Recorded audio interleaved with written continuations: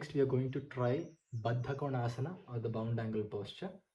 Simply bend your knees and bring the soles of your feet together. And take your knees to the sides.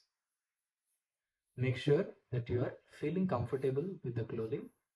Pull the heels as close to your perineum as it is possible. If the knees hurt, do not strain. You can even avoid the posture. Now, once you are in, you can try pressing the legs down actively. Press it downwards, and if your legs are able to reach the floor, use your elbows to press on your groins near the insides. Then holding on to your feet, try to lengthen your spine up and bend forwards chest first. Now if it is possible, you can rest your abdomen on the feet and then touch the forehead on the ground so that your body is more relaxed. You can take your arms out in the front to help yourself in the posture and try to relax in it for some time.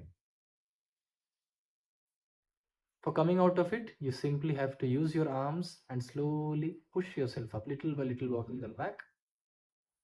Use your hands to support your knees. Take them in and then straighten the legs out. And again, rest.